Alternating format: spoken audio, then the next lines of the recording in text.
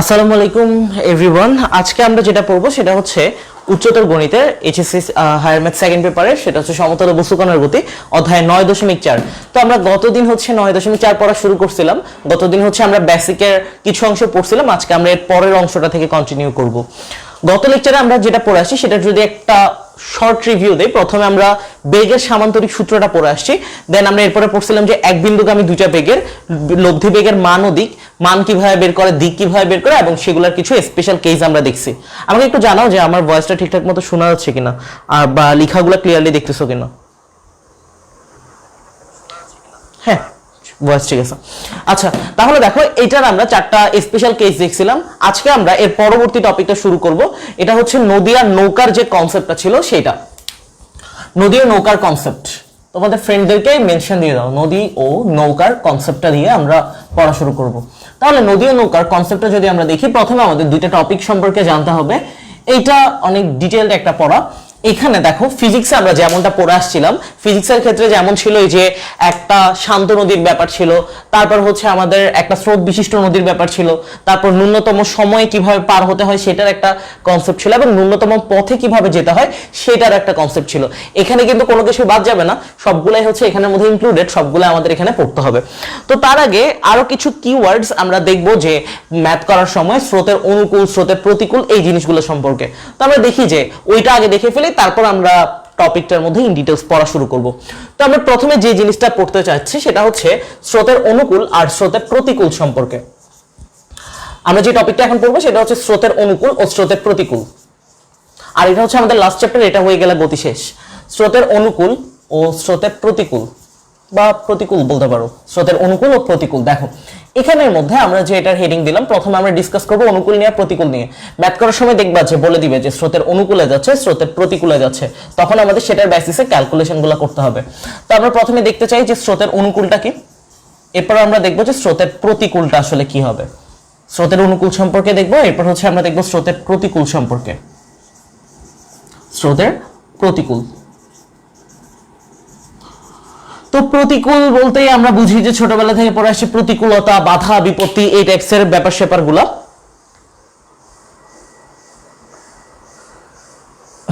কি অবস্থা সবার, কেমন আছো? আচ্ছা দেখো, প্রথমে আমরা একটা নৌকা এঁকে ফেলি। ধরো এটা হচ্ছে একটা নৌকা, মোটামুটি একটা কোনো রকমে এঁকে ফেলি। ধরো এই হচ্ছে নৌকাটা, এটা হচ্ছে একটা নৌকা, তারপরে এখানে আমরা একটা নৌকা এঁকে ফেলি, ঠিক আছে? এটা হচ্ছে সাঁতারু দিয়েও বোঝানো যায়। তো সাঁতারু না বুঝে আমি হচ্ছে নৌকা দিয়ে বোঝাচ্ছি, ধরো কেউ সাঁতার কেটেও যাইতে পারে, এমন টাইপ। আর আমরা একটু পানি দিয়ে দিই এখানের মধ্যে, যে এটা হচ্ছে এখানে ধরো পানি দিয়ে দিলাম, হ্যাঁ ও হচ্ছে এখানের মধ্যে সাঁতরাবে, বা নৌকাটা হচ্ছে এখানের মধ্যে ভাসতেছে। তো এখানে আমরা একটা কাজ করতে পারি, আমরা দুইটা বেগ চিন্তা করব। দেখো একজন মাঝি যখন নৌকাটা চালা যাবে, বা একজন সাঁতারু যখন, সাঁতারুর কথাটা আপাতত বলতেছি না, মাঝিটাই দেখো এখানের মধ্যে নৌকা চালায় যাচ্ছে, তো এই নৌকার নিজস্ব একটা বেগ থাকবে। তো নৌকার বেগটাকে আমরা ধরো ভি ধরে নিলাম, আর এই যে স্রোত, স্রোত যে যাচ্ছে, স্রোতের বেগটাকে আমরা ইউ ধরে নিলাম। তাহলে দেখো অনুকূল বলতে সাধারণত কি বোঝায়? সবকিছু, ধরো আমরা বলি যে হ্যাঁ সবকিছু, সব পরিস্থিতি আমার অনুকূল আছে, তার মানে সবকিছু আমার কন্ট্রোল আছে, আমি যেদিকে যাচ্ছি স্রোত সেদিকে যাচ্ছে। দ্যাট মিন্স দুইটা কিন্তু একই ডিরেকশনে। দেখো এখানে ভিটা যেদিকে যাচ্ছে, ইউটাও সেম ডিরেকশনে যাচ্ছে। এইরকম কেসগুলোকে আমরা বলবো যে স্রোতের অনুকূল। নাম্বার 1 এটা গেল। তো ম্যাথ করার সময় দেখবে এমন কিছু কিওয়ার্ড পাবা যে স্রোতের অনুকূল বলতে আসলে কি বোঝায়, তখন জাস্ট আমরা সিম্পলি কি করে দিব, ক্যালকুলেশনটা যদি বলি, দেখো স্রোতের অনুকূল, এই যে স্রোতের যে বেগটা থাকবে আর নৌকার যে বেগ থাকবে, দুইটা মিলে আমরা যেটা পাবো সেটা হচ্ছে তার লব্ধিটা পাবো। লব্ধিটা হবে W = U + V। এখন এটা যারা গত ক্লাস করে আসো তাদের জানার কথা যে আমরা এরকম একটা টপিক পড়াছিলাম, একই দিকে যখন যাচ্ছিল তখন আমরা কি পাচ্ছিলাম, লব্ধির সর্বোচ্চ মান পাচ্ছিলাম, এবং ওইখানেও কিন্তু ক্যালকুলেশনটা আমাদের U + V ছিল। গত লেকচারের কথাটা বলতেছি, এটাই হচ্ছে কিন্তু লব্ধির সর্বোচ্চ মান, এবং এটা আমরা একদম ডিটেইলড একটা প্রুফ দেখছিলাম যে একই দিকে যখন যায় তখন তাদের মধ্যবর্তী কোণটা কত হয়, 0 ডিগ্রি হয়, এবং ওই লব্ধির সূত্রটা থেকেও কিন্তু এটাকে প্রুফ করা যায়। তো এটা এইভাবে মনে রাখতে পারো, আমাদের অ্যাকচুয়ালি এতটুকুই কাজে লাগবে যে যখন স্রোতের অনুকূলে থাকবে তখন U + V, আর যখন স্রোতের প্রতিকূলে থাকবে, আমরা এখানে স্রোতের বেগটাকে চিন্তা করি ইউ, স্রোতের বেগ, ধরো স্রোত যাচ্ছে এই দিকে, আমি যে এদিকে ডিরেকশন দিয়ে দিলাম, স্রোত যাচ্ছে কোথায়, স্রোত যাচ্ছে এই দিকটাতে, এই দিকটাতে স্রোত যাচ্ছে। আর ধরো প্রতিকূল, প্রতিকূল মানে ডেফিনেটলি এই কেস তো হবে না, এই কেস হলে তো সেটাকে আমরা অনুকূলই বলতাম। প্রতিকূল মানে হচ্ছে সে যাবে তার উল্টা একটা ডিরেকশনে, দ্যাট মিন্স ভি ধরতে পারো নৌকার যে বেগটা। এখন তোমার কাছে মনে হতে পারে যে এখানে কোনো মানুষও তো থাকতে পারতো, হ্যাঁ মানুষ থাকতে পারতো, আমি হচ্ছে সাঁতার কাটতে পারি না। সো ধরো যে সাঁতার কাটতে পারে, যদি তুমি সাঁতার কাটতে পারো, ধরো স্রোত যাচ্ছে এদিকে, তুমি সাঁতারও কাটলে এদিকে, তখন সেই কেসটাকে আমরা বলবো অনুকূল। ধরো স্রোত যাচ্ছে এদিকে, তুমি সাঁতার কেটে আসতে যাচ্ছ এদিকে, তখন সেই কেসটা হবে প্রতিকূল। এখানে আমরা নৌকা দিয়ে বললাম। তাহলে দেখো একটা যাচ্ছে এদিকে আর একটা যাচ্ছে এইদিকে, তার মানে সেটা প্রতিকূল। এটাও কিন্তু আমাদের গত লেকচারে পড়ার সাথে রিলেট করা যায়। দুইটা যদি বিপরীত দিকে যায় তখন তাদের মধ্যবর্তী কোণটা হয় 180 ডিগ্রি, এবং আমরা তখন স্রোতের প্রতিকূল, দ্যাট মিনস হচ্ছে লব্ধির যে মানটা পাবো সেটা হচ্ছে কি, এটাকে লেখা যায় এমন ভাবে, আমরা v মাইনাস ইউ লিখি। v মাইনাস ইউ কেন লিখতেছি, আর এখানে আমরা যে ভ্যালুটা পাবো সেটা কিন্তু লব্ধির সবচেয়ে মিনিমাম ভ্যালুটা পাবো। এটাও কিন্তু আমি গতদিন বলছিলাম যে লব্ধির মিনিমাম ভ্যালুটা কিন্তু এরকমই একটা আসবে। আর এরকম আমরা পড়ে আসছি গত লেকচারে যে ইউ মাইনাস ভি দিয়েও কিন্তু পড়ে আসছি। এখন তোমার কাছে মনে হতে পারে যে এখানে আমি v মাইনাস ইউ কেন লিখছি। v মাইনাস ইউ লিখার অ্যাকচুয়ালি কারণটা হচ্ছে, ধরো তুমি এখান থেকে চাচ্ছ যে এটা ধরো একটা নদী, তুমি এই পার থেকে অপর পারে গিয়ে পৌঁছাবা, ঠিক আছে, অপর পারে গিয়ে পৌঁছাবা। হ্যাঁ, নদীতে হচ্ছে স্রোত থাকবে ডেফিনেটলি। স্রোত যদি থাকে তখন তুমি চাচ্ছ যে অপর পারে গিয়ে পৌঁছাবা, যেদিকেই পৌঁছাও, পৌঁছানোটা ফ্যাক্ট না। এখন আমি তোমাকে যে জিনিসটা বুঝাইতে চাচ্ছি, তুমি যেদিকেই যাও যাইতে পারবা। এখন তোমাকে আমি যে জিনিসটা বুঝাইতে চাচ্ছি, তুমি একটা জিনিস চিন্তা করো, অপর পারে যদি পৌঁছাইতে চায় তার বেগটা অবশ্যই বড় হইতে হবে স্রোতের বেগের চেয়ে। তার মানে স্রোতের বেগটা হবে কি, ছোট হবে তখন সেই ক্ষেত্রগুলোতে। না হয়তো সে অপর পারে তো পৌঁছাবে না, সে তো স্রোতের মধ্যে হারায় যাবে, ঠিক আছে। স্রোতের যে বেগটা থাকবে তার চেয়ে বেশি বেগে সে যদি নৌকা চালায় তাহলে তো সে অপর পারে পৌঁছাবে। সো এই জিনিসটা এভাবে বলতে যাচ্ছি, কোন একটা কেস দেওয়া আছে যে সে অপর পারে পৌঁছাইছে, তার মানে আমরা বাই ডিফল্ট বলতে পারবো যে কার মানটা বড়, অবশ্যই এই যে নৌকার বেগের মানটা বড়। নৌকার বেগের মান যদি বড় না হইতো তাহলে তো সে পৌঁছাইতো না, পৌঁছাইছে বলছে মানে তার বেগটা অবশ্যই বড়, সেই কারণে পৌঁছাইতে পারছে।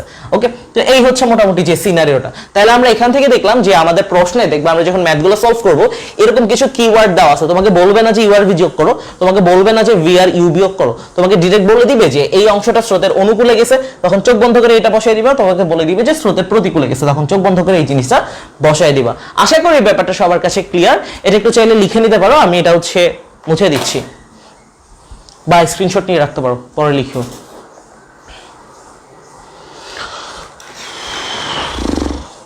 এই হচ্ছে আমাদের স্রোতের অনুকূল আর প্রতিকূল। এখন আমরা আমাদের ওই নদী ও নৌকার কনসেপ্টের 4টা স্পেশাল কেস দেখব।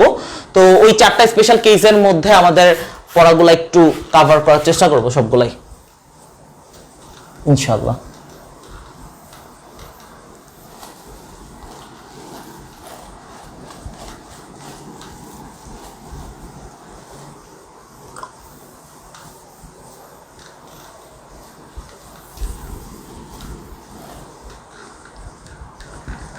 আচ্ছা, ব্যাপারটা বুঝছি কিনা একটু জানাও।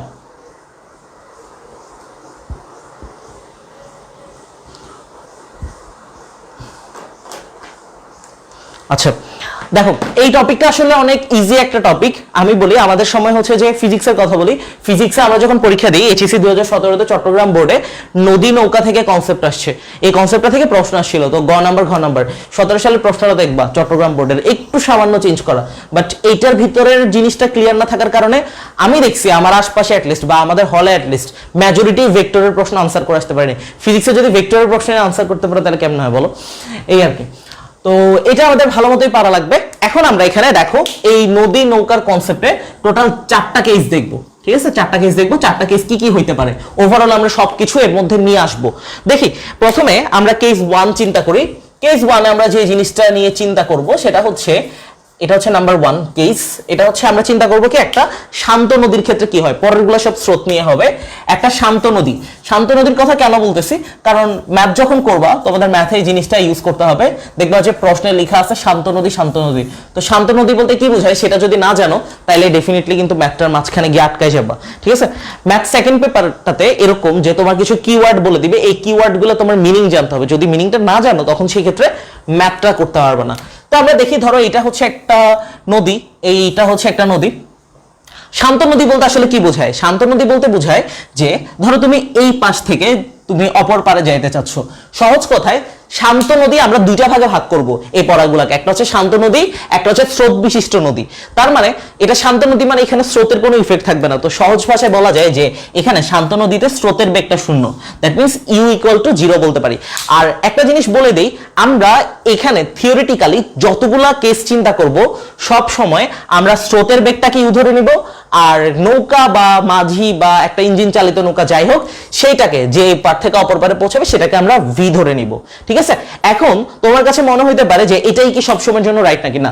এখানে সবগুলো যাতে তোমার মনে থাকে সিরিয়ালি সেটা বোঝানোর সুবিধার্থে স্রোতের বেগটাকে আমরা ইউ ধরবো, আর নৌকার বেগটাকে বা মাঝি হোক সাঁতারু হোক যাই হোক সেটাকে আমরা ভি ধরবো।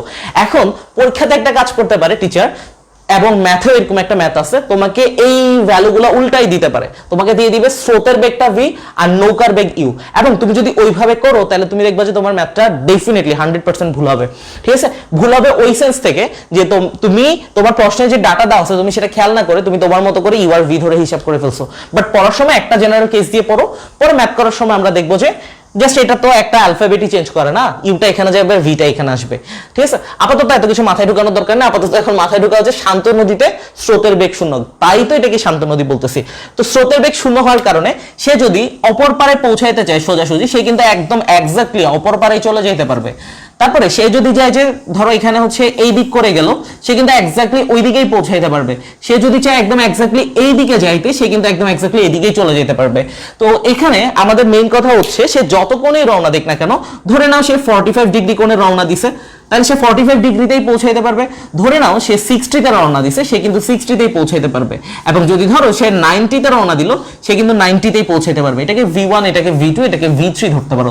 তো এই হচ্ছে আমাদের যে শান্ত নদীর যে কেসটা, শান্ত নদীতে স্রোতের বেগ শূন্য হবে এবং সে যে বরাবর যেতে চাবে একদম ওই বরাবরই পৌঁছে যেতে পারবে, যেহেতু এখানে স্রোতের কোনো ইফেক্ট থাকবে না। এটা হচ্ছে আমাদের কেস নাম্বার 1 শেষ। এখন আমাদের কেস নাম্বার 2।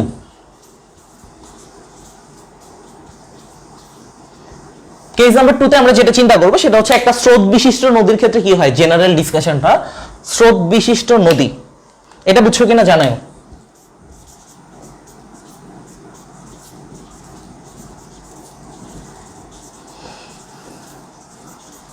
স্রোত বিশিষ্ট নদীতে একটা ইন জেনারেল আমরা ডিসকাশন করব এখানের মধ্যে।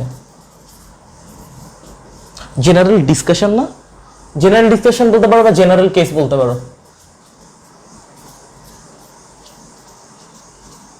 সাইডে তো দেখা যাচ্ছে না।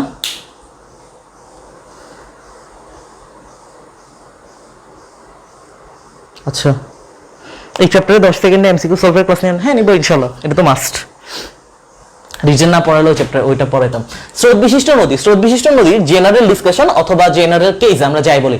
তো স্রোত বিশিষ্ট তার মানে আমি বলেই দিচ্ছি যে কি এখানে একটা স্রোতের ইফেক্ট থাকবে। ঠিক আছে, তো স্রোতের ইফেক্ট থাকবে, আমরা এখান থেকে চিত্রটা এইভাবে আঁকতে পারি। তো ধরো এই চিত্রটা এইভাবে ড্র করলাম, এখানে আমরা একটা কাজ করতে পারি যে এখানে ধরো আমি স্রোতের বেগটা দিয়ে দিলাম ইউ, তার মানে আমি বুঝাইতে চাচ্ছি যে স্রোতটা, এটা ধরো পুরোটা হচ্ছে নদী, স্রোতটা কি এই ডিরেকশন দিছি, মানে কি আমার তো প্রত্যেক জায়গায় জায়গায় ডিরেকশন দেওয়া লাগবে না, এক জায়গায় ডিরেকশন দিলেই তো হচ্ছে। তার মানে স্রোতটা এই দিক থেকে এই দিকে ফ্লো হচ্ছে, রাইট। আমি এভাবে ডিরেকশন দিলাম, এভাবে আমরা কেসটা বুঝি, স্রোতটা বাম থেকে ডানে ফ্লো হচ্ছে। তো বাম থেকে ডানে যদি ফ্লো হয় তাহলে দেখো তো কি দাঁড়ায়, এখন সে কি চাচ্ছে, একটা স্রোত বিশিষ্ট নদীতে সে এখান থেকে রওনা দিবে। আমরা প্রথমে এটা সাধারণত আমরা পড়ে আসছি যে ন্যূনতম পথে ন্যূনতম সময়, সেটা আমরা পরে চিন্তা করব, এটা আমাদের পরের চিন্তা। আগে আমরা চিন্তা করি একটা জেনারেল কেসে কি হইতে পারে। সে ধরো এইভাবে রওনা দিল, এভাবে রওনা দিল, তার মানে ভি একটা বেগ নিয়ে সে রওনা দিল। তো ইউ আর ভি এর মধ্যবর্তী যে কোণটা সেটাকে আমি বললাম কি আলফা। তাহলে সে যে এখান থেকে রওনা দিছে, তুমি যদি একটু কমন সেন্স অ্যাপ্লাই করো তুমি দেখবা যে সে কিন্তু একদম এক্স্যাক্টলি এখানেই পৌঁছাবে না। যদি সে শান্ত নদীতে রওনা দিত তখন সে পৌঁছাইতো, বাট এখানে যেহেতু স্রোতের একটা ইফেক্ট আছে, তুমি চিন্তা করো সে রওনা দিল এইভাবে, স্রোত কিন্তু তাকে ধাক্কা দিয়ে দূরে কোনো একটা জায়গায় নিয়ে যাবে, মানে একটু অ্যাঙ্গেল করে নিয়ে চলে যাবে। কেন নিয়ে যাবে, কারণ স্রোত কিন্তু এই দিক থেকে ওকে ধাক্কা দিবে ডেফিনেটলি। স্রোত ধাক্কা দিয়ে এইদিকে কোথাও নিয়ে গেল, তো এটা আমরা একটু ড্র করতে পারি। ধরলাম স্রোত ধাক্কা দিয়ে এইদিকে কোথাও নিয়ে গেল ডাব্লিউ, আর লব্ধির ব্যাপারটা একটা ফুটবল খেলা দিয়ে বুঝাইছিলাম সেদিন। তো এই হচ্ছে আমাদের মোটামুটি যে ঘটনাটা। এখন আমরা এখান থেকে যদি দেখি, এখানে এই যে পুরাটা একটা নদী, নদীর এই অংশটাকে আমরা বলবো দৈর্ঘ্য আর এই অংশটাকে বলবো আমরা প্রস্থ। ঠিক আছে, আমাদের ক্যালকুলেশনটা প্রস্থ রিলেটেড আমরা ক্যালকুলেশন করব, কারণ আমরা এখানে ইন জেনারেল যে সিনারিওটা পাই সেটা হচ্ছে আমাদের দেখায় যে এক বরাবর এক পয়েন্ট থেকে অপর পারে প্রস্থ বরাবর পার হয়েছে, ঠিক আছে, বা নদী পারাপার হয়েছে, এরকম টাইপের কেসগুলো আমরা পাই। সো প্রস্থ নিয়ে আমরা একটু বেশি গবেষণাটা করব। আর আরেকটা কথা যে তোমাদের কাছে মনে হইতে পারে যে ধরো এই যে আমি কিছুদিন আগে আমাদের এখানে কোথায় সি বিচে গেলাম, তো ওইখানের মধ্যে দেখলাম যে স্রোতের তো অনেক বিশাল ফ্লো থাকে, এবং যখন বাতাস আসে বাতাসের সাথে সাথে স্রোতের ফ্লো চেঞ্জ হয় এবং তার গতিপথের চেঞ্জ হয়। কিন্তু এখানে আমরা যখন পড়বো ইন জেনারেল কেসে আমরা এখানে যে বাতাসের কারণে যে স্রোতটা চেঞ্জ হচ্ছে সেটা আমরা আলোচনায় আনবো না। তারপরে আমরা এখান থেকে ওই নদীর গতিপথ বা যাই হোক যেটার কারণে স্রোতের গতিপথটা চেঞ্জ হচ্ছে ওইটা আমরা আনবো না। আমরা চিন্তা করবো যে একদম সমান যাচ্ছে স্রোতটা, ঠিক আছে, এটা আমরা চিন্তা করব। তো এখন আমরা যদি এই জিনিসটা দেখি, তো এখান থেকে দেখো কি করা যায়। একটা অংশ আমরা দেখলাম যে দৈর্ঘ্য, আর একটা অংশকে আমরা বললাম প্রস্থ। তো এখানে আমাদের কিছু ক্যালকুলেশন করতে হবে। আমি এই পাশটা মুছে দিচ্ছি, এটা আমাদের এখন আর লাগতেছে না।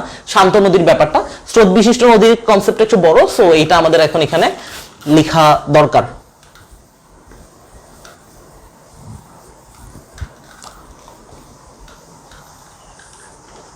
দেখো আমরা দুইটা জিনিস ক্যালকুলেশন করব। একটা হচ্ছে এমন টাইপের নদীর, প্রথমে আমরা চিন্তা করব দৈর্ঘ্য বরাবর, এই দৈর্ঘ্য বরাবর ক্যালকুলেশন গুলো করব। নদীর দৈর্ঘ্য বরাবর দুজনের বেগ আছে, এখানে যে যাচ্ছে সেটাকে আমরা নৌকাও বলতে পারি বা সাঁতারুও বলতে পারি, আর এটা হচ্ছে কি স্রোতের। তাহলে নদীর দৈর্ঘ্য বরাবর প্রথমে আমরা যে জিনিসটা নিয়ে চিন্তা করব স্রোতের বেগের উপাংশ নিয়ে চিন্তা করব। কি হবে দেখো, নদীর দৈর্ঘ্য বরাবর স্রোতের বেগের উপাংশ, স্রোতের বেগের উপাংশ, নদীর দৈর্ঘ্য বরাবর স্রোতের বেগের উপাংশ। স্রোতের বেগের উপাংশটা কি হবে দেখো, আমরা উপাংশ কিভাবে ক্যালকুলেট করি এটা জানো, ফিজিক্সে ভেক্টরে পড়ে আসছো। যার উপাংশ বের করতে হবে, স্রোতের উপাংশ বের করতেছি, ঠিক আছে, স্রোতের উপাংশ বের করতেছি, সো যার উপাংশ বের করতে হবে তারটা বসাবো, এবং যার সাথে বের করতেছি তার কোসাইনের মানটা বসাবো। কোসাইন মানে হচ্ছে কজ আর কি। তার মানে দেখো কার সাথে বের করতেছি, দৈর্ঘ্য বরাবর বের করতেছি, দৈর্ঘ্যই এখানে আবার স্রোতের বেগটাও এখানে, তার মানে তাদের মধ্যবর্তী কোণ কত, 0 ডিগ্রি, তাহলে ইউ কস 0 ডিগ্রি হবে। ফাইন, এখন আমরা যদি স্রোতের বেগেরটা তো বের করলাম উপাংশটা, এখন আমরা যদি দেখি যে নদীর দৈর্ঘ্য বরাবর সাঁতারুর বেগের উপাংশ, সাঁতারু মানে হচ্ছে এই যে এইটা, ঠিক আছে, কোথাও বুঝতে প্রবলেম হলে বলেও যে সাঁতারুর বেগের উপাংশ, দৈর্ঘ্য বরাবর সাঁতারুর বেগের উপাংশ, সাঁতারুর বেগের উপাংশ। সাঁতারুর বেগের উপাংশটা কি হবে দেখো তো, সাঁতারুর বেগের উপাংশ, সাঁতারু যাচ্ছে কোথায়, এইদিকে, কার বরাবর বের করতেছি, দৈর্ঘ্য বরাবর বের করতেছি, তার মানে সাঁতারুর বের করতেছি, রাইট। তার মানে সাঁতারুর বেগকে আমরা কি দিয়ে প্রকাশ করতেছিলাম, ভি দিয়ে।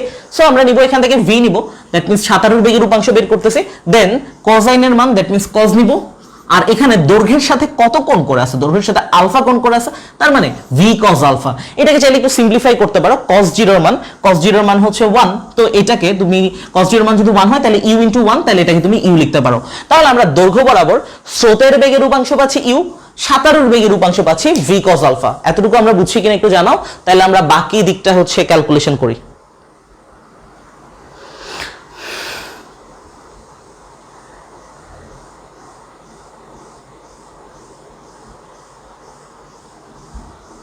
বুঝছি, এই এতটুকু পর্যন্ত নদীর দৈর্ঘ্য বরাবর যে ক্যালকুলেশনটা বুঝছি। আচ্ছা, তারপরে আমাদের এখন যে কাজটা করতে হবে, দৈর্ঘ্য বরাবর আমরা হিসাব করলাম, এটা সাইডে লিখতেছি। এখন আমরা হিসাব করব যে নদীর প্রস্থ বরাবর, নদীর প্রস্থ বরাবর,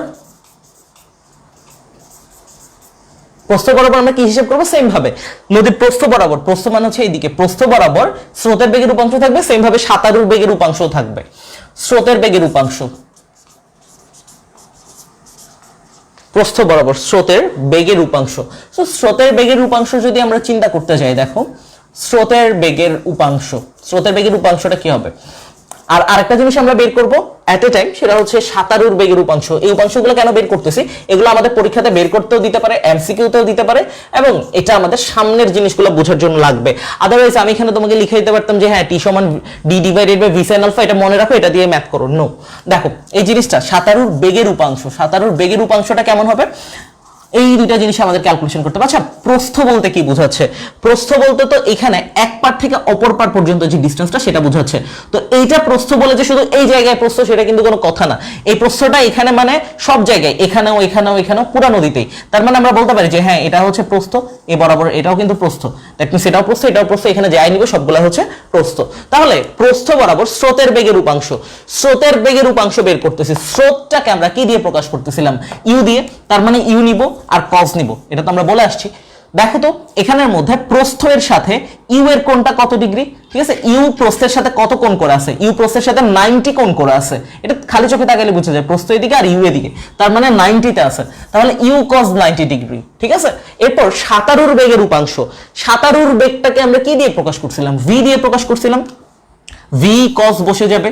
তাহলে দেখো তো এখানে এই যে সাঁতারুর যে বেগটা, সাঁতারুর বেগের সাথে কোণটা কত করে আছে, মানে এই কোণটা, এখানে আমি একটা ডট দিয়ে বুঝাইতে যাচ্ছি যে এই কোণটা, দেখো এই কোণটা কত। এখন এটা বের করাটা কিন্তু খুব ইজিলি বের করতে পারবো, এটা 90 পুরাটা, এটা পুরাটা ধরো 90, আবার এতটুকু আলফা, তাহলে এই যে আমি ডট ডট লাইন দিলাম এটা কিন্তু আমাদের 90 মাইনাস আলফা হবে, একটু তাকাও বুঝবা, 90 মাইনাস আলফা কিভাবে, এইটা পুরাটা 90, এটাতে তো কোনো সমস্যা নেই, এইটা পুরাটা 90 কোনো সমস্যা নেই, এতটুকু আলফা, তাহলে এই অংশটা হবে কি 90 মাইনাস আলফা হবে। তো এখানে আমাদের কিছু ক্যালকুলেশন আছে আবার, cos 90 এর মান 0, তাহলে 0 ইনটু ইউ, তার মানে এটা কিন্তু 0 হয়ে যায়, এবং এই জায়গাটা যদি আমরা দেখি এখানে কিন্তু ভি বসে যাচ্ছে। আমরা এখন একটু কোয়াড্রেন্টের কনসেপ্টের দিকে চলে যাই। কোয়াড্রেন্টের কনসেপ্টটা আমরা পড়ে আসছি যে 90 এর সাথে যদি কোনো বিজোড় গুণিতক থাকে তাহলে কি হয়, তার চেহারাটা চেঞ্জ হয়ে যায়, কজের চেহারা চেঞ্জ হয়ে সাইন হয়ে যাবে। কোয়াড্রেন্টের ক্লাসটা একটু করিও, কোয়াড্রেন্টের ক্র্যাশ কোর্সে পড়াইছিলাম, আজকে কে জানি হচ্ছে ক্লাস করতেছিল, কমেন্ট করছিল আমার সামনে আসছে। তারপর এখান থেকে আলফা আলফা বসে যাচ্ছে, তাহলে ভি সাইন আলফা বসে গেল। দেখো আমাদের কাজ হচ্ছে যে এখন দৈর্ঘ্য বরাবর সব কম্পোনেন্ট আমাদের হাতে এবং প্রস্থ বরাবর সব কম্পোনেন্ট আমাদের হাতে, তাহলে এই দুটো যদি আমাদের হাতে থাকে তাহলে টোটালটা আমরা বের করতে পারবো। এই ব্যাপারটা আশা করি বুঝার কথা যে আমরা এখন টোটালটা কিভাবে বের করতে পারবো। হ্যাঁ, ভি সাইন আলফা হবে। আমরা এখন যদি টোটালটা বের করতে যাই যে নদীর দৈর্ঘ্য বরাবর মোট বেগটা যদি আমরা হিসাব করি, সুতরাং নদীর দৈর্ঘ্য বরাবর মোট বেগ একটা বের করব, নদীর দৈর্ঘ্য বরাবর মোট বেগ, নদীর দৈর্ঘ্য বরাবর মোট বেগ বের করব। এরপর আমরা আরেকটা জিনিস ক্যালকুলেশন করব, নদীর প্রস্থ বরাবর,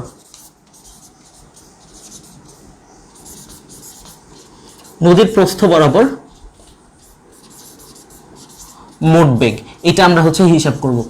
দেখো নদীর দৈর্ঘ্য বরাবর মোট বেগ কত, নদীর দৈর্ঘ্য বরাবর বেগ ছিল কার কার, স্রোতের আর সাঁতারুর, তার মানে একটা বেগ ছিল ইউ আর একটা ছিল ভি কস আলফা, তাহলে আমরা সিম্পলি কি করব, u plus v cos alpha করে দিব। মোট মানে কি সামেশন বা যোগফল, আর প্রস্থ বরাবর আমরা ক্যালকুলেশন করছিলাম 0 plus v sine alpha, 0 plus v sine alpha যদি করি তাহলে আলটিমেটলি সেটা কিন্তু ভি সাইন আলফা আসবে। এই দুটো হচ্ছে মোস্ট ইম্পর্টেন্ট কথা, যে নদীর দৈর্ঘ্য বরাবর মোট বেগটা আমাদের হিসাব করতে দিবে এবং নদীর প্রস্থ বরাবর মোট বেগ যদি হিসাব করতে দেয় তাহলে আমরা u plus v cos alpha আর প্রস্থ বরাবরটা হচ্ছে ভি সাইন আলফা দিয়ে খুব ইজিলি ক্যালকুলেট করতে পারবো। এখানে আমাদের আরেকটা ব্যাপার ক্যালকুলেশন করা বাকি আছে, সে যে এখান থেকে এই বরাবর গেল, এইদিকে এক্স এর দিকে কতটুকু গেল, এক্স মানে এটা যদি তুমি একটা গ্রাফ চিন্তা করো, এক্স অক্ষের দিকে কতটুকু গেছে, ওয়াই অক্ষের দিকে কতটুকু গেছে, বা সহজ কথায় দৈর্ঘ্য বরাবর কতটুকু গেছে, প্রস্থ বরাবর কতটুকু গেছে, এটা কিন্তু আমরা চাইলে হিসাব করে বের করতে পারি। তো এটা আমি মুছে দিব, তার আগে এটার একটা স্ক্রিনশট নিয়ে রাখতে পারো বা লিখে নিতে পারো।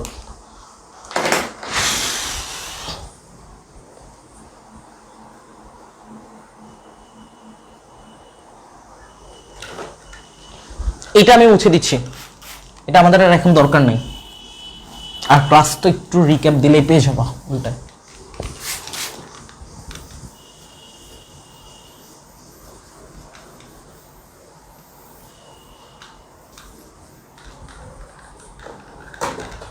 আচ্ছা আমাদের যে জিনিসটা বের করতে হবে যে একটা সময়, দেখো এখান থেকে সে যখন যাচ্ছে ওর যাইতে একটা সময় লাগছে না, ও তো এমন না যে হচ্ছে ডোরেমনের গ্যাজেট এখান থেকে রওনা দিল আরেক দিকে পৌঁছে গেল, সে এখান থেকে যাইতে তো তার একটা সময় লাগবে। তো সেই সময়টাকে আমরা ধরে নিলাম যে টি, সে টি সময়ে এখানে গেছে, এখানে পৌঁছাইছে, ঠিক আছে। তো এখন সে যদি টি সময়ে পৌঁছায় তার মানে সে কি, এটাকে আমরা সাঁতারু দিয়ে রিপ্রেজেন্ট করতেছি। আচ্ছা লব্ধিটা আসলে কি, এটা হচ্ছে তুমি যদি চিন্তা করো এটা একটা বেগ, এটা একটা বেগ, লব্ধিও কিন্তু একটা বেগ। লব্ধি বেগটা আসলে কি, সেটা হচ্ছে এই যে বেগের রওনা দিল স্রোতের বেগের কারণে ওর যে অর্জিত বেগটা হচ্ছে সেটাই কিন্তু লব্ধি বেগ। তো আমরা এখন যদি দেখি যে একটা টি সময়ে, যেটা টি সময়ে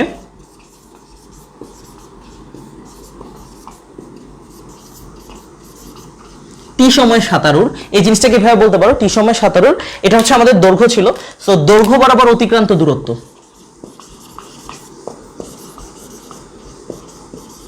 দৈর্ঘ্য বরাবর অতিক্রান্ত দূরত্ব মানে এদিকে কতটুকু গেছে, দৈর্ঘ্য বরাবর দৈর্ঘ্য বরাবর অতিক্রান্ত দূরত্ব বের করতে হবে।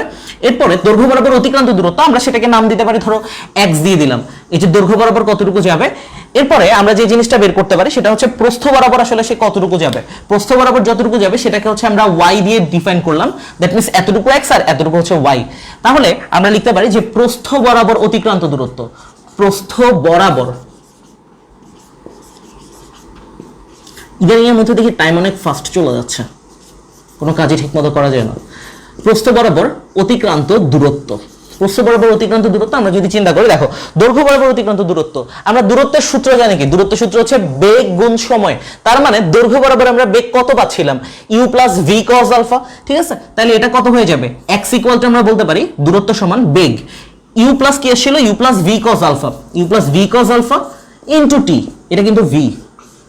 একটা কাজ করতে পারো যে আমাদের ছোট হাতের ভি আর বড় হাতের ভি এর মধ্যে অনেকের কনফিউশন ক্রিয়েট হয় এবং পরীক্ষার হলে অনেকের কেটেও দেওয়ার কথা, আমারও ভার্সিটিতে কেটে দিছিল একবার। দেখো এটা হচ্ছে ক্যাপিটাল ভি, স্যার আমাকে হাতের লিখে শিখেছিল, ফিজিক্স ডিপার্টমেন্টের একটা স্যার, আমাদের একটা কোর্স সেন্টার ছিল, আর এইটাকে এভাবে লিখছিলাম একটা ক্যালকুলেশনের সময়। ওই যে তোমাদের কতগুলো ইয়ে ছিল না পদার্থের গাঠনিক ধর্মতে, small v by capital v, ওগুলো ভার্সিটি লেভেলেও পাবা।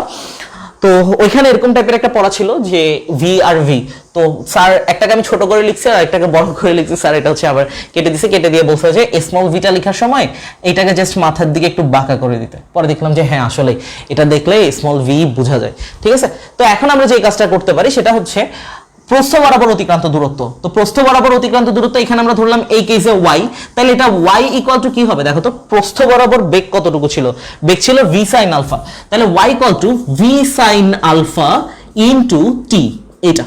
তো এই হচ্ছে আমাদের মোটামুটি এখান থেকে যে ঘটনাটা। তাহলে আমরা এখান থেকে কি কি পাচ্ছি, আমরা প্রথম কেসে চিন্তা করলাম যে একটা শান্ত নদীতে, এরপর কেস চিন্তা করলাম আমরা একটা স্রোত বিশিষ্ট নদীতে একটা জেনারেল ডিসকাশন কি হইতে পারে না না হইতে পারে, এগুলোর বেসিসে কিন্তু আমাদের সামনে আরো ক্যালকুলেশন আছে।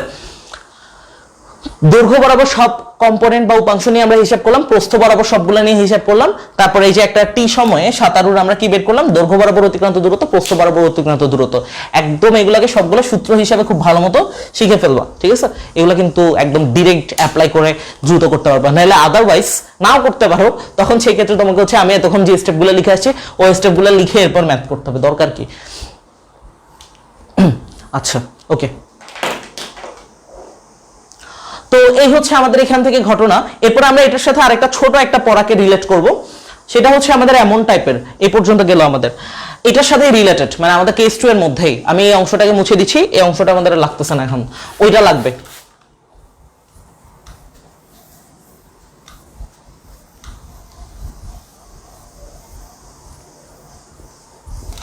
দেখো এখন আমরা যে টপিকটা পড়তে চাই সেটা হচ্ছে নদী পারাপারে প্রয়োজনীয় সময়, যদি সে এখানে অপর পারে পৌঁছায় তখন প্রয়োজনীয় সময়টা কত হবে। সো এইটা কেস 2 এর আন্ডারে একটা টপিক যে নদী পারাপারে প্রয়োজনীয় সময়।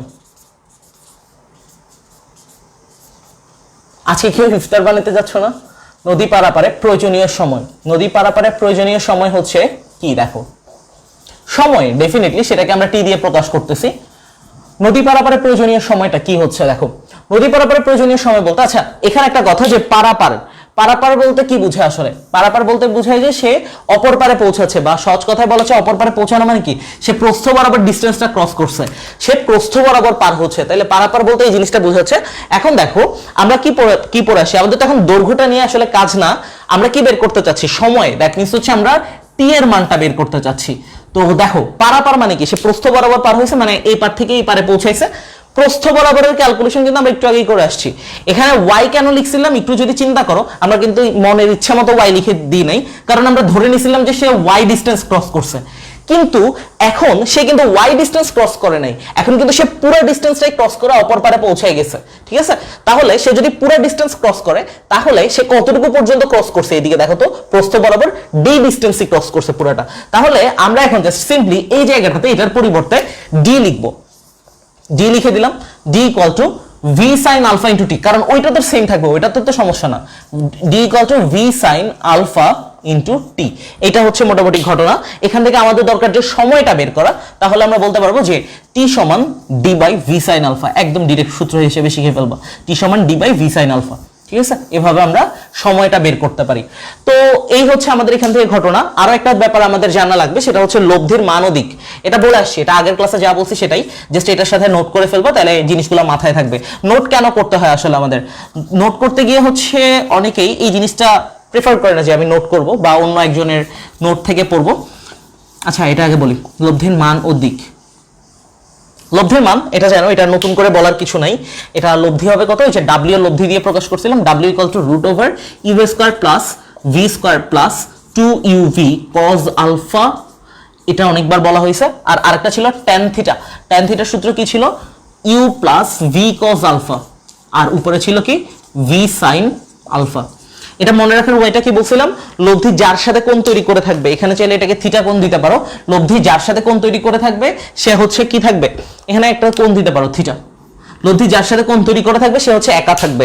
তার মানে লব্ধি ইউ এর সাথে কোণ তৈরি করে আছে এখন এই চিত্রে, সো এটা একা থাকবে। আর tan মানে আমরা মনে রাখতে পারি sin বাই cos, আর এটা তো মনে রাখার দরকার নেই, এটা তো বাই ডিফল্ট এমনিই মনে থাকে।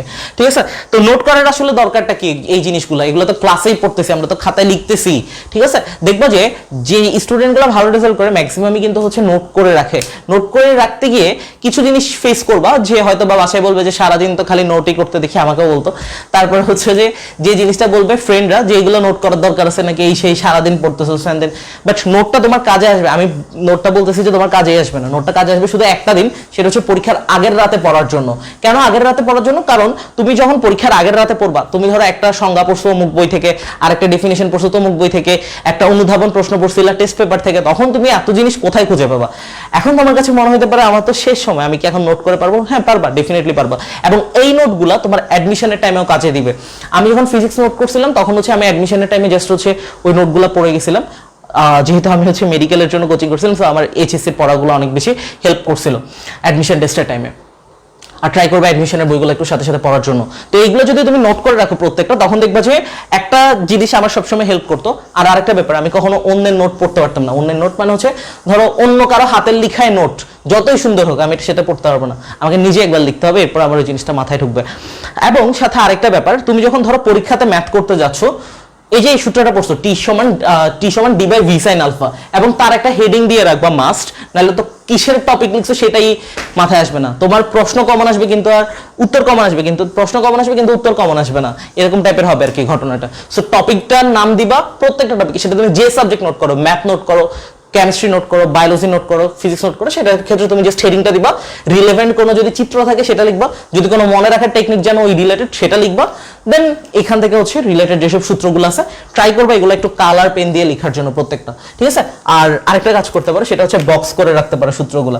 তাহলে তোমার কাছে দেখবা যখন তুমি ম্যাথ করতে যাবে, ফিজিক্স পরীক্ষাতে আমার এই জিনিসটা অনেক বেশি হইতো। পরীক্ষায় গেছি গ নাম্বার, আচ্ছা হ্যাঁ আমাকে এই টপিকটা বের করতে বলছে, যে দৈর্ঘ্য বরাবর অতিক্রান্ত দূরত্ব বের করতে বলছে। ওই যে হ্যাঁ আমার নোট খাতায় ছিল তো, আর হ্যাঁ নোট খাতায় নোট করে ফেলে রেখে দিলে হবে না, একটু উল্টাইতেও হবে। নোট খাতায় ছিল এই টপিকের আন্ডারে এই সূত্রটা ছিল, তুমি সূত্রটা পারছো, চিত্রটা জানো, মানে হচ্ছে তুমি ম্যাথটা ডেফিনেটলি করে আসতে পারবে, এখানে কোনো রকমের কিন্তু নেই। ঠিক আছে, সো এই কারণে নোটটা হচ্ছে হেল্পফুল। আর পরীক্ষার আগে হচ্ছে এদিক থেকে ওই দিক থেকে এদিক থেকে ওই দিক থেকে পড়তে, এটা নিয়ে ঝামেলাটা ফেস করতে হবে না। ঠিক আছে, প্রথমে অনেকগুলো করছি, বাট পরে শেষের দিকে আর ফেস করিনি এই জিনিসগুলো। তো এই হচ্ছে আমাদের ঘটনা। তাহলে আমরা কি কি শিখলাম? এখানে হচ্ছে স্রোত বিশিষ্ট নদীতে আমরা প্রথমে দেখলাম যে দৈর্ঘ্য বরাবর অতিক্রান্ত দূরত্ব, প্রস্থ বরাবর অতিক্রান্ত দূরত্ব একটা টপিক, এরপর কতটুকু যাচ্ছে এই জিনিসটা, তারপর প্রয়োজনীয় সময়, লব্ধির মান ও দিক, এই রিলেটেড ব্যাপারগুলো কমপ্লিট।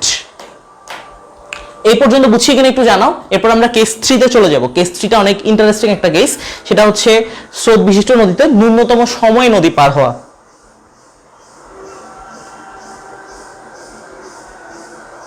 এটা মুছে ফেলে, সূত্র পড়তে পড়তেই জীবন শেষ। সবারই একই অবস্থা, কি করবো বলো? কারো তো এক্সট্রা কোনো ব্রেনের স্টোরেজ নাই যে সে পড়ে ফেলতেছে আর তোমার পড়া হচ্ছে না। সবাই একই সিস্টেমের মধ্যে দিয়ে আগাচ্ছে, আমরাও পার করে আসছি, এরকমই আর কি।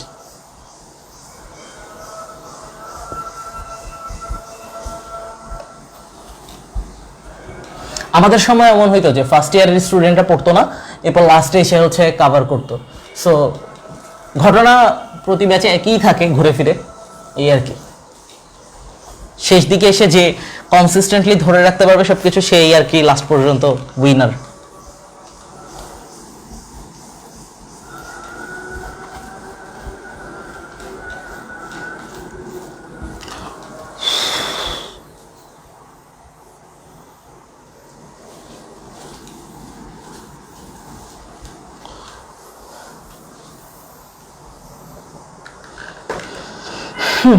এখন আমরা যে জিনিসটা দেখবো সেটা হচ্ছে কেস নাম্বার 3।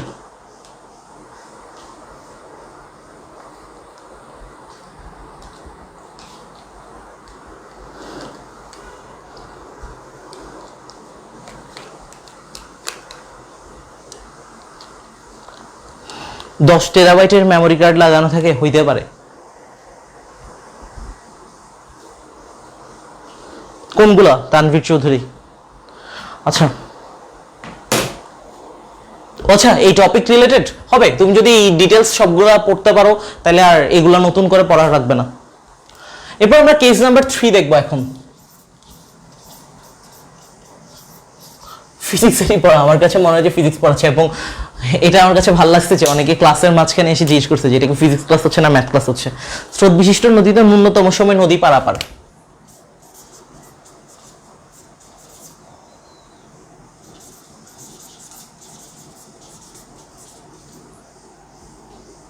স্রোত বিশিষ্ট নদীতে ন্যূনতম সময়ে, ন্যূনতম বানানটা কিন্তু এমনই, ন্যূনতম সময়ে, অনেকের কাছে মনে হতে পারে ন্যূনতম বানান ভুল লিখছি, ন্যূনতম সময় নদী পারাপার।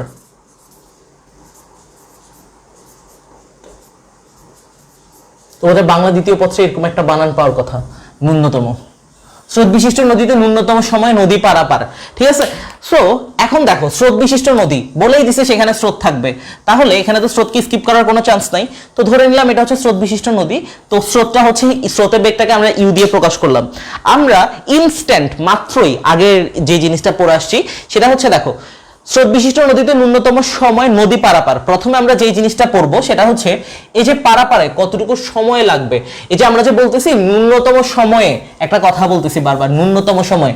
ন্যূনতম শব্দটার মানে কি? ন্যূনতম শব্দটার মানে হচ্ছে কম, তার মানে সবচেয়ে কম সময় সে কিভাবে পার হইতে পারবে এই জিনিসটা। তো কম সময় যে পার হইতে পারবে ওই সময়টা কত, এই জিনিসটা আমরা যদি একটু বের করি, আমরা দেখে আসছি একটু আগে যে পারাপারে প্রয়োজনীয় সময়টা আসলে কত হয়। পারাপারে প্রয়োজনীয় সময়, পারাপার মানে হচ্ছে যে প্রস্থ বরাবর বা এক পার থেকে অপর পারে যাচ্ছে। পারাপারে প্রয়োজনীয় সময়, সময়টা কি পড়ে আসছে? এই যে মাত্রই এইদিকে লেখা ছিল, পারাপারে প্রয়োজনীয় সময় হচ্ছে টি সমান d by v sine alpha. আমরা পড়ে আসছি, মার্কারের কালিও তো শেষ হয়ে যাচ্ছে। টি সমান d by v sine alpha, এটা আমরা পড়ে আসছি, ঠিক আছে। এখন দেখো একটা জিনিস, সময় বেসিক্যালি এই সূত্রটাই। এখন এই সময়টা কিসের উপর ডিপেন্ড করতেছে? সময়টা ডিপেন্ড করতেছে ডি, ভি আর আলফার উপরে, ঠিক আছে। তো তুমি যদি চাও যে তুমি কিন্তু ডি এর মানটাতে কোনো রকমের হাত দিতে পারবে না, কারণ একটা নদী যতটুকু সেটা তো ততটুকুই থাকবে। তুমি তো চাইলে আজকের মধ্যে কর্ণফুলী নদীটাকে বড় করে ফেলতে পারবে না, ঠিক আছে। তো যতটুকুই থাকবে, যে নদীর কথা চিন্তা করো তার এক পার থেকে অপর পারে যাচ্ছে, প্রস্থটা তো সেমই থাকবে, এটা তো রাতারাতি তুমি চাইলে চেঞ্জ করতে পারবে না। এবং বেগ, তুমি যদি চিন্তা করো যেটা নিয়ে যাও, একটা নৌকা নিয়ে যাও, একজন মাঝি সে যদি নৌকা চালায় তার কিন্তু একটা অ্যাবিলিটি আছে, তার অ্যাবিলিটির বাইরে কিন্তু যাওয়া যাবে না, ঠিক আছে। তারপর তুমি যদি সাঁতার কাটো, তুমি তো হচ্ছে যে উসাইন বোল্ট যে স্পিডে দৌড়ায় সেই স্পিডে তো তুমি সাঁতার কাটতে পারবে না, ঠিক আছে। বা একটা মানুষের অ্যাবিলিটি থাকে হাইস্ট, এর বেশি তো সে যাইতে পারবে না। তার মানে আমাদের সবকিছু এত প্যারা না নিয়ে এই যে আলফা, জাস্ট আমরা যদি একটা ডিফারেন্ট কোণে চালাই দিই তাইলেই কিন্তু হয়ে যায় জিনিসটা, ঠিক আছে। সো আমরা কোনটা জাস্ট চেঞ্জ করব, এত অ্যাঙ্গেলে যাচ্ছিলাম অত অ্যাঙ্গেলে যাব, তাইলেই হচ্ছে আমাদের এই জিনিসটা হয়ে যাবে। তার মানে এখানে অ্যাঙ্গেলটা কার সাথে রিলেটেড? সাইনের সাথে রিলেটেড, তার মানে সাইন আলফা। তাহলে সাইন আলফার সাথে টাইমের সম্পর্কটা কি? এখানে ব্যস্তানুপাতিক সম্পর্ক। তার মানে এটা যদি ব্যস্তানুপাতিক সম্পর্ক হয়, তুমি চাচ্ছ টাইমের মানটাকে, আমি যদি জিনিসটাকে এভাবে বুঝাই, টাইমের সাথে এখানে সাইন আলফার যে সম্পর্কটা সেটা কিন্তু ব্যস্তানুপাতিক সম্পর্ক। তুমি চাচ্ছ টাইমের মানটাকে সবচেয়ে কম করতে, সবচেয়ে কমাইতে, ন্যূনতম করতে, মিনিমাম করতে। দ্যাট মিনস তুমি যে মিনিমাম করতে চাচ্ছ, এখানে আমি মিনিমাম লিখছি সংক্ষেপে, মিনিমাম করতে চাচ্ছ, তাইলে এটা যেহেতু ব্যস্তানুপাতিক সম্পর্ক, তার মানে তুমি জানো যে তোমাকে সাইন আলফার মান সবচেয়ে বেশি করতে হবে। সমানুপাতিক চিহ্নের ডান পাশে যেটা থাকে সেটাকে আমরা ইন্ডিপেন্ডেন্ট বলি। দ্যাট মিনস তুমি সাইন আলফার মান বাড়াইলে কি হবে? টাইমের মানটা কমবে, সাইন আলফার মান কমাইলে টাইমের মানটা বাড়বে। তোমার দরকারটা কি? তোমার কি টাইমের মান বাড়ানো দরকার? না, তোমার দরকার হচ্ছে টাইমের মানটা কমানো। তার মানে তুমি টাইমের মান কিভাবে কমাইতে পারো? তোমার সাইন আলফার মানটা সবচেয়ে বেশি লাগবে। সাইন আলফার সর্বোচ্চ মানটা কত? সাইন আলফার সর্বোচ্চ মান হচ্ছে 1। তাহলে আমরা এখান থেকে যদি বলি যে সাইন আলফার যদি সর্বোচ্চ মান 1 হয়, সাইন আলফার সর্বোচ্চ মান যদি 1 হয়, তাহলে আলফার মানটা কত?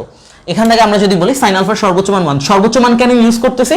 কারণ এইটার মান যদি সর্বোচ্চ হয় তাহলে এটার মান তো সর্বনিম্ন হবে, কারণ ওটা তো ব্যস্তানুপাতিক সম্পর্কে। তাহলে আমরা আলফা সমান লিখতে পারি যে সাইন ইনভার্স 1, সাইন ইনভার্স দেখে ভয় পাওয়ার কিছু নেই, এটা তোমরা বিপরীত ত্রিকোণমিতিতে পড়ে আসছো। সাইন ইনভার্স 1 জাস্ট সিম্পলি ক্যালকুলেটরে শিফট দিয়ে সাইন দিবা, দেখবা সাইন ইনভার্স চলে আসবে। সাইন ইনভার্স 1 লিখবা, ইকুয়াল দিবা, দেখবা যে আলফার মান 90 ডিগ্রি চলে আসছে।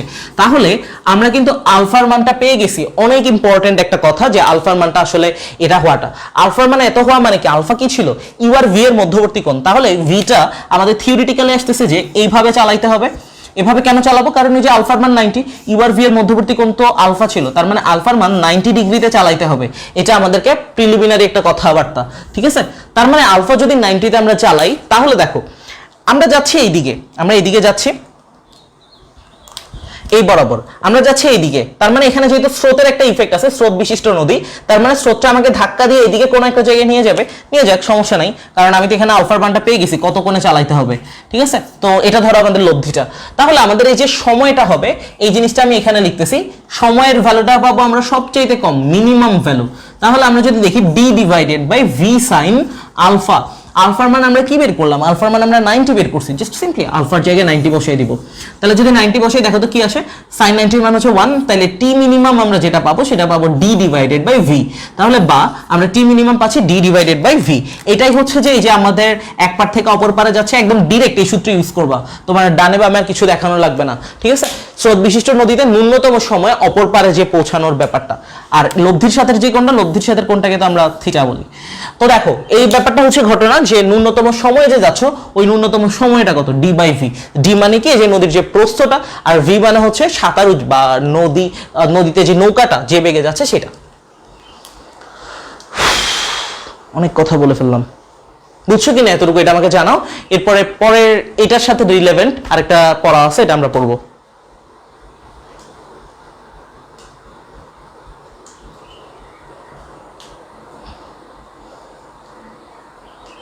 কিসের এক্সাম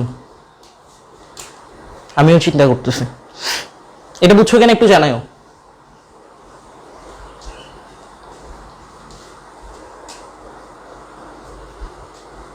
আচ্ছা বুঝছো, ওকে ক্লিয়ার। তানভীর চৌধুরী, হাসিবুর রহমান, তারপর হচ্ছে রাহুল, তারপর হচ্ছে মনতোষ, ওকে। আচ্ছা তাহলে দেখো এখন আমরা এর আগের টপিকটাতে এমন পড়ে আসছি, লব্ধির মান ও দিক পড়ে আসছিলাম, ঠিক আছে, এর আগের টপিকটার সাথেই রিলেটেড। তো আমরা যদি লব্ধির মান ও দিকটা যদি দেখতে চাই, এখানেও সেম ভাবে লব্ধির মান ও দিক, লব্ধির মানের সূত্র আমরা জানি, লব্ধির মানের সূত্রটা আমরা কি জানি দেখো তো, লব্ধির মানের সূত্রটা আমরা জানি যে W সমান √ইউ square plus v square plus 2uv cos alpha, ঠিক আছে, এটা আমরা পড়ে আসছি। তো লব্ধির মান ও দিক, আলফার মান কিন্তু এখন আমরা জানি, আলফার মান কত, আলফার মান হচ্ছে 90 ডিগ্রি, জাস্ট আমরা সিম্পলি আলফার জায়গায় 90 বসাবো। তাহলে কি আসবে দেখো, √ইউ square plus v square plus 2uv, আর এখানে cos বসে যাবে, জাস্ট আলফার জায়গাটাতে 90 বসবে, কারণ পুরোটা কিন্তু একটা কেসের মধ্যে আছি আমরা। cos 90 এর ভ্যালু কিন্তু 0, সো তুমি যদি চিন্তা করো যে 0 দিয়ে তুমি এখানে 2uv কে গুণ করবে, সেটাও কিন্তু 0 হয়ে যাবে, ঘোড়ার ডিম হয়ে যাবে, অশ্বডিম্ব, তাহলে এটা পুরোটা বাদ হয়ে যাবে cos 90 এর কারণে, আর বাকি থাকবে এতটুকু, w সমান √ইউ স্কয়ার প্লাস ভি স্কয়ার। তাহলে লব্ধির মানটা হবে এমন টাইপের। এখন তুমি দেখো আমরা আগের দিন যে পড়াগুলো পড়ে আসছি, পড়াগুলো কিন্তু সবগুলো রিলেটেড একটার সাথে একটা। এই কেসটা আমরা দেখছিলাম যে w সমান √ইউ স্কয়ার প্লাস ভি স্কয়ার হয় যখন আলফার মানটা 90 হয়। গত লেকচারটা যদি একটু মিলাও দেখবা যে এই পড়াটাও কিন্তু একদম পুরোপুরি রিলেভেন্ট পড়া, ঠিক আছে। তো w এর মানটা হচ্ছে √ইউ স্কয়ার প্লাস ভি স্কয়ার। এটা আমরা কি বের করলাম, লব্ধির মান, এই যে আমাদের লব্ধি w, লব্ধির মানটা বের করলাম, এমন টাইপের হবে। এখন আমরা যেটা বের করতে চাচ্ছি সেটা হচ্ছে লব্ধির দিক। দিকের সূত্র আমরা পারি, সমস্যা না। দিকের সূত্র হচ্ছে tan থিটা সমান u plus v cos alpha, আর উপরে হবে ভি sin আলফা। মনে রাখবে যে এখানে তোমার ছিল tan মানে বসবে sin বাই cos, আর যার সাথে কোণ তৈরি করে থাকবে সে একা থাকবে, ইউ এর সাথে কোণ তৈরি করে রাখছে, ইউ একা আছে। তো আলফার মানটাই বেসিক্যালি বসে দিতে হবে। আলফার মান কত বসাবো, 90 বসাবো, ঠিক আছে। সো আলফার মান যদি আমরা 90 বসাই, তাহলে এটা হয়ে যাবে ভি sin 90 আর divided by u plus v cos 90 বসবে। জাস্ট দেখো আমরা কি করলাম, আলফা যে দুই জায়গা আছে, আলফার জায়গাগুলোতে জাস্ট 90 বসেছি। এটা আশা করি বুঝার কথা, দেখা যাচ্ছে। তারপরে আমরা দেখি এখান থেকে ভ্যালুগুলো আসলে কত কত হবে। দেখো এখানে আমাদের একটা টার্ম আছে cos 90, আমরা এখানেও দেখে আসি cos 90 এর ভ্যালু ছিল 0। সো cos 90 এর ভ্যালু যদি 0 হয় 0 ইনটু v হয়ে যাবে, সেটা কিন্তু পুরোটাই 0। তাহলে নিচে আলটিমেটলি কে থাকবে, নিচে থাকবে u, আর উপরে কে থাকবে sin 90। sin 90 এর মান হচ্ছে 1।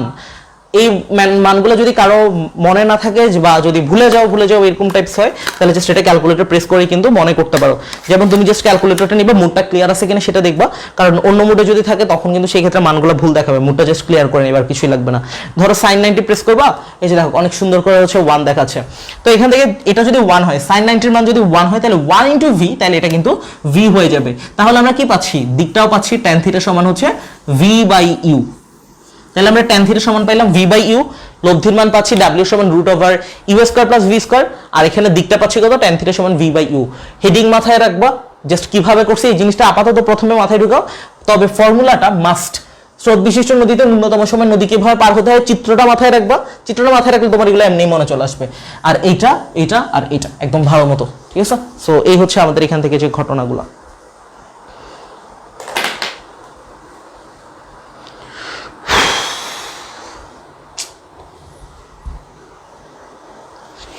এটা বুঝছো কিনা একটু জানাও, আর এটা একটু লিখে ফেলো বা হচ্ছে স্ক্রিনশট নিয়ে রাখো। আমরা এর পরবর্তীতে যেটা আছে সেটা নিয়ে একটু ডিসকাস করতে চাই।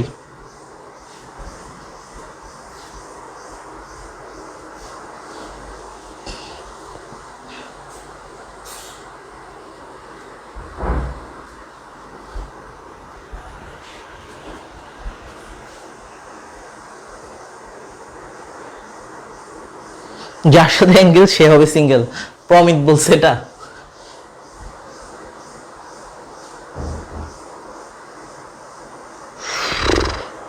আচ্ছা এটা গেল। আমরা আজকে লাস্ট একটা টপিক, আজকে আরেকটা পড়ি, হ্যাঁ নাকি আজকে আর না পড়বো? আপেক্ষিক বেগটা তো নেক্সট ডে তাহলে পড়াইতে হবে, আপেক্ষিক বেগটা তো শেষ হবে না। আচ্ছা না, এটা পড়াই ফেলি। আমরা এখন কেস নাম্বার 4 নিয়ে হচ্ছে একটু ডিসকাস করব। সেম, এটা হচ্ছে ন্যূনতম সময় পড়ছিলাম, আর এটা হবে এখন ন্যূনতম পথে বা এই ন্যূনতম দূরত্বে পার হওয়াটা।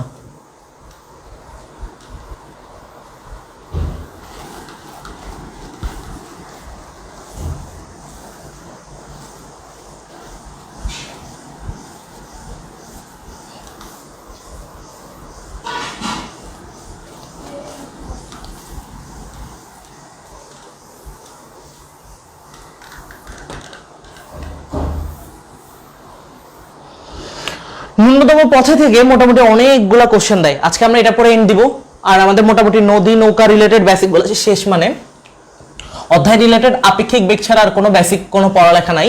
দেখো 4টা কেস পড়াবো বলছিলাম আজকে। 4টা কেসের মধ্যে হচ্ছে যে আমাদের কেস নাম্বার 1 আমরা শান্ত নদী রিলেটেড সবকিছু দেখলাম। আমার বাসার এখানে হচ্ছে একটা কোকিল পাখি বসে আছে। তারপরে এখানের মধ্যে হচ্ছে একটা আমরা কেস পড়াচ্ছিলাম যে জেনারেল ডিসকাশন একটা স্রোত বিশিষ্ট নদীতে। এরপর একটা স্রোত বিশিষ্ট নদীতে কিভাবে হচ্ছে পার হইতে পারে ন্যূনতম সময়ে, এই জিনিসটা আমরা পড়লাম। এখন আমরা যেটা দেখবো সেটা হচ্ছে ন্যূনতম পথে। এটার কিন্তু অনেকগুলো নাম আছে। একটা হচ্ছে ন্যূনতম দূরত্বে, ন্যূনতম পথে, সোজাসুজি অথবা লম্ব বরাবর নদী পার, ঠিক আছে। এটা মোটামুটি অনেকগুলোই নাম আছে। এখন আমরা এটা হচ্ছে লেখা একটু শুরু করি, একটু শুকাইতে হবে।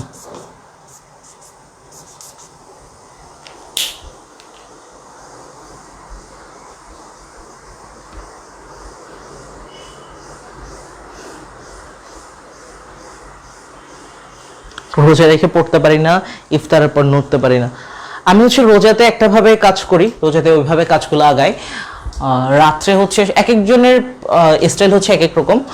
আমার দিক থেকে আমি যে জিনিসটা ফলো করি, আমি হচ্ছে একদম সেহেরির পর হচ্ছে ঘুমাই, সেহেরির অবধি জাগন থাকি। তাহলে হচ্ছে রাতের ওই টাইমটাতে একটু ভালোভাবে কাজগুলো করা যায়। যেমন এই যে ধরো তোমাদেরকে যে এই জিনিসগুলো পড়ানো রিলেটেড স্লাইড, আমার ইউটিউবের কন্টেন্ট শ্যুট করা বা ফেসবুক পেজে যে কন্টেন্টগুলো আপলোড করি সেগুলো রেকর্ড করা, বা হচ্ছে একটা নোট লিখতে চাচ্ছি নোট লেখা, বা আমার ভার্সিটির নিজেরও পড়ালেখা আছে, এই নোটগুলো সবগুলো হচ্ছে যাই করি, বা প্রজেক্টের কাজগুলো বা কোডিং শেখা, যাই হোক সবকিছু মিলাই হচ্ছে যে এই রাতের যে টাইমটা আছে ওই টাইমটাতে করতে আমার কাছে মনে হয় যে ইফেক্টিভলি করা যায়, ঠিক আছে।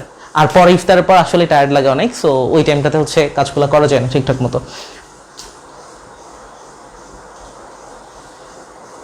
আমি রাতে পড়ার জন্য বাসায় প্রচুর বকা খাইছি সারা জীবনে।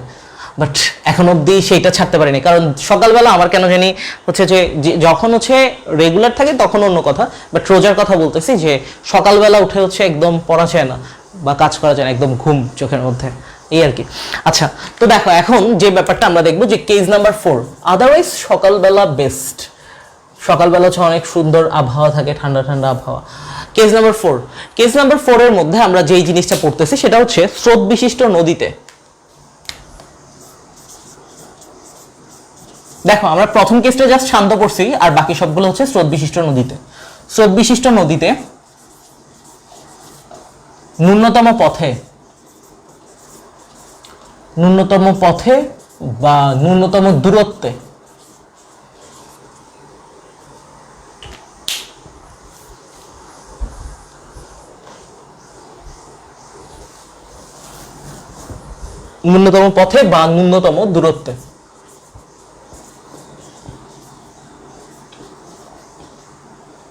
বা সোজাসুজি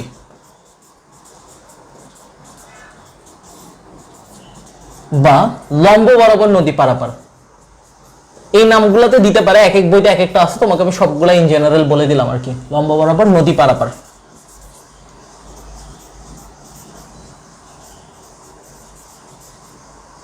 তো হেডিংটা অনেক বড়, পুরো বোর্ডের এক মাথা থেকে অপর মাথায় চলে গেছে। আচ্ছা, স্রোত বিশিষ্ট নদীতে ন্যূনতম পথে ন্যূনতম দূরত্বে অথবা সোজাসুজি অথবা লম্ব বরাবর নদী পার, সবগুলো একই ঘটনা, একই কথা, ঠিক আছে। তো স্রোত বিশিষ্ট নদী, তাহলে আমরা একটা নদী ড্র করে ফেলি। ধরো এটা হচ্ছে নদী, এখানে একটা স্রোতের ইফেক্ট থাকবে, স্রোতের বেগটাকে আমরা ইউ দিয়ে প্রকাশ করলাম, আর এখানে ওর একটা নদীটার একটা প্রস্থ থাকবে, এই প্রস্থটাকে আমরা ডি দিয়ে প্রকাশ করলাম, ঠিক আছে। সো এটাকে আমরা ডি দিয়ে প্রকাশ করতেছি। এখন দেখো একটা কাজ যদি আমরা দেখি, আমাদের উদ্দেশ্য কি, ন্যূনতম পথে মানে সবচাইতে কম ডিস্টেন্সের মধ্যে সে কভার করবে। সবচেয়ে কম ডিস্টেন্সের মধ্যে যদি সে কভার করতে চায়, সবচেয়ে কম ডিস্টেন্সটা কোনটা হবে? ধরো সে এখান থেকে যাত্রা শুরু করছে, একদম এক্স্যাক্টলি অপর পয়েন্টটাই হচ্ছে তার সবচেয়ে কম ডিস্টেন্স হবে। এরকম আমরা একটা জ্যামিতিও তো পড়ে আসি না, সবচেয়ে কম ডিস্টেন্স যেটা লম্ব বরাবর, সেটাই হচ্ছে সবচেয়ে কম ডিস্টেন্স।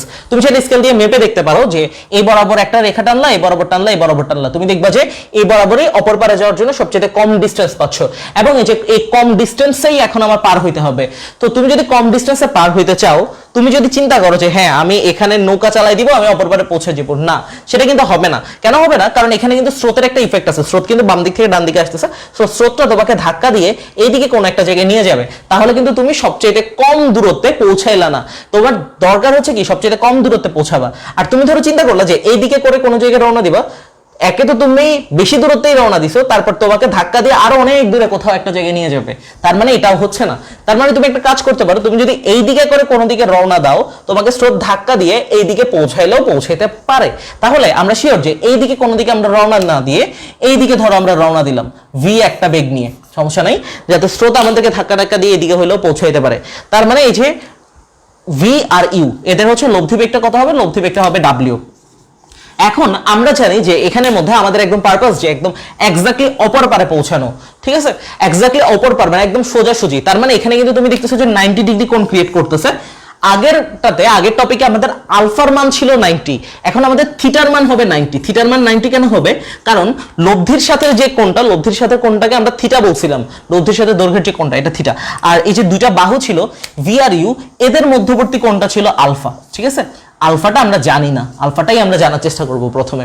তার মানে আমি কি বললাম এখান থেকে, তোমার পারপাস হচ্ছে ন্যূনতম পথে এইভাবে যাবা, কিন্তু তুমি এইভাবে রওনা দিতে পারবা না, কারণ এইভাবে রওনা দিলে তোমাকে স্রোতে ধাক্কা এদিকে নিয়ে যাবে। তোমার যাইতে হবে এদিকে, যাতে তোমাকে স্রোতে ধাক্কা দিয়ে এদিকে নেয়। তার মানে কত কোণে রওনা দিবা সেটা কিন্তু আমরা এখনো জানি না, এটা আমরা বের করব। আর এটা আমরা শিওর যে থিটার মানটা 90 হচ্ছে। তাহলে আগে যেমন আমাদের আলফার মান 90 টা একটা গুরুত্বপূর্ণ ডাটা ছিল, এখন আমাদের সেম ভাবে থিটার মান যে 90 এটা হচ্ছে একটা গুরুত্বপূর্ণ ডাটা। এটাকে হচ্ছে আমরা কাজে লাগানোর একটু চেষ্টা করব। তো আমরা দেখি যে এখান থেকে যদি আমরা ফর্মুলাটা অ্যাপ্লাই করি, ফর্মুলাটা আমরা জানি যে tan থিটা সমান থিটা আর আলফা রিলেটেড, যেহেতু আমরা এখানে থিটা জানি আলফা বের করতেছি, থিটা আর আলফা রিলেটেড এটাই ছিল সূত্র, u plus v cos alpha আর উপরে ছিল ভি সাইন আলফা। মনে রাখার এটা অনেকবার বললাম যে ওই যে কি জানি, যার সাথে অ্যাঙ্গেল সে সিঙ্গেল না। আচ্ছা, সো লব্ধি যার সাথে কোণ তৈরি করে থাকবে সে হচ্ছে একা থাকবে এখানে, আর বাকি হচ্ছে tan মানে সাইন বাই কস। তো tan থিটা থিটার মান আমরা জানি, থিটার মান কত, থিটার মান হচ্ছে 90, তাহলে থিটার মান আমরা 90 বসাচ্ছি, তাহলে এটা হয়ে যাবে tan 90 বসাই দিলাম থিটার মানটা। আর এটা আমরা জানি না, এটা জানি না, না জানাই থাকুক, v sin alpha ডিভাইডেড বাই u প্লাস v cos alpha। ক্যালকুলেটর যদি প্রেস করো দেখবা tan 90 এর মান আসতেছে ম্যাথ এরর, দ্যাট মিন্স হচ্ছে অসংজ্ঞায়িত, দ্যাট মিন্স এটাকে আমরা 1/0 বলতে পারবো। তুমি 1/0 প্রেস করলে দেখবে ম্যাথ এরর আসবে। তাহলে এটা থাকবে কত, v sin alpha বসে যাচ্ছে, v sin alpha বসে গেল, আর এটা হচ্ছে u প্লাস v cos alpha, এটা বসে যাচ্ছে। এখন তুমি দেখতেছো যে এটা যে সিম্পলি আর গুণন, 1 এর সাথে এটা গুণ আর 0 এর সাথে এটা গুণ করে দাও, সমস্যা কি? তাহলে এখান থেকে তুমি যদি গুণ করে দাও, 0 এর সাথে এটা গুণ করলে কিন্তু 0 হয়ে যাচ্ছে, ঠিক আছে? 0 এর সাথে এটা গুণ করলে আর 1 এর সাথে এটা গুণ করলেও নিজেই বসে যাবে। তাহলে u প্লাস v cos alpha বসে যাচ্ছে। আমাদের দরকার কি? আমাদের দরকার হচ্ছে আলফার মানটা বের করা। তার মানে আমি আলফাটাকে এক সাইডে রাখবো, বাকিগুলোকে অন্য পাশে নিয়ে যাব। তাহলে v cos alpha equal to হচ্ছে প্লাস ইউ ছিল, এটা অপর পাশে চলে গেলে মাইনাস ইউ। আমাদের দরকার আলফার মান বের করা। তাহলে cos alpha সমান বলা যায় মাইনাস ইউ বাই v বলা যায়। তাহলে এখান থেকে আমরা আলফার মান বলতে পারি কি, cos inverse minus u by v, এটা আমরা বলতে পারি।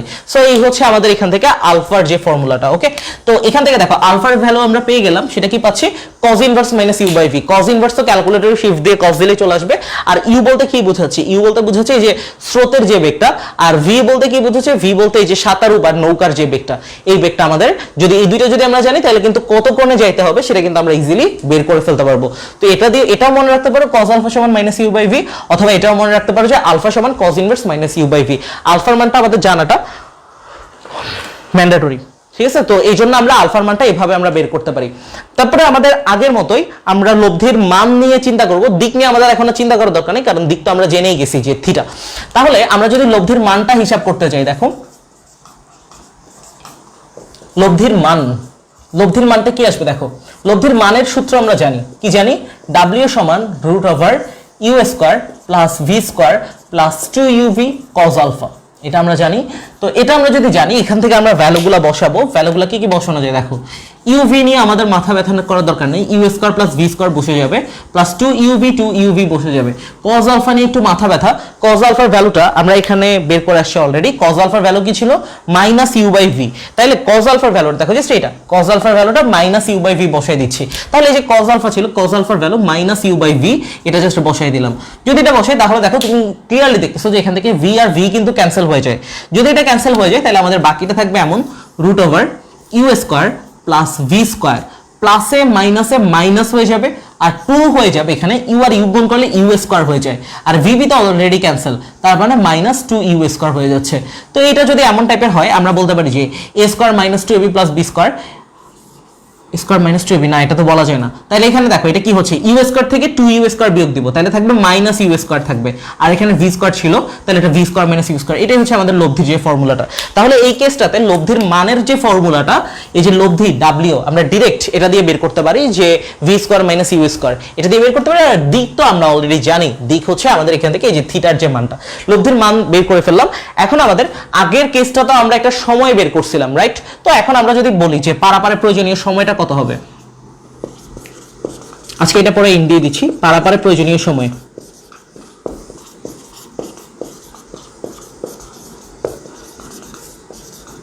পারাপারে প্রয়োজনীয় সময়,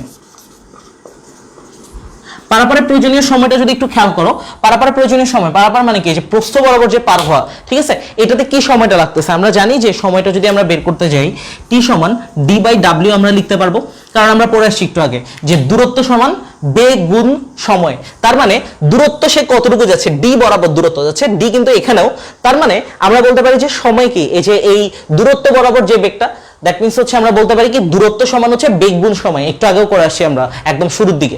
তাহলে এখান থেকে দেখো d বাই w, এটাকে আমরা একটু সিম্পলিফাই করে লিখতে পারি যে d divided by w। w মানে কত, w মানে আমরা পাচ্ছিলাম root over v square minus u square. ডান, আমাদের এই টপিকটা শেষ। তাহলে এখান থেকে আমরা কি কি পাচ্ছি, দেখো আমরা এখান থেকে যে জিনিসগুলো পাচ্ছি সেটা হচ্ছে নাম্বার 1, স্রোত বিশিষ্ট নদীতে ন্যূনতম পথে, ন্যূনতম দূরত্বে বা সোজাসুজি বা লম্ব বরাবর নদী পারাপার, এখানের মধ্যে হচ্ছে কত কোণে রওনা দিতে হবে তাকে, সেই জিনিসটা আমরা পাচ্ছি। তারপর হচ্ছে লব্ধির মানটা আসলে কত হবে সেইটা আমরা পাচ্ছি, এবং পারাপারে যে প্রয়োজনীয় সময়টা লাগবে সবই কিন্তু আমরা বের করে ফেললাম। আর এর বাইরে ম্যাথ দেওয়া কখনোই পসিবল না, ঠিক আছে? এই হচ্ছে আমাদের এখান থেকে ঘটনা, মোটামুটি আসলে এর মধ্যে আসবে। কেস নাম্বার 4, 4টা কেস আমরা কমপ্লিট করলাম আজকে। নেক্সট লেকচার আমরা আপেক্ষিক বেগটা শেষ করবো, এবং আমরা এই রিলেটেড এই থিওরিগুলো সবগুলো ভালো মতো পড়ে ফেলবো, এইগুলো রিলেটেড আমরা ম্যাথগুলো প্র্যাকটিস করবো ইনশাল্লাহ। ওকে,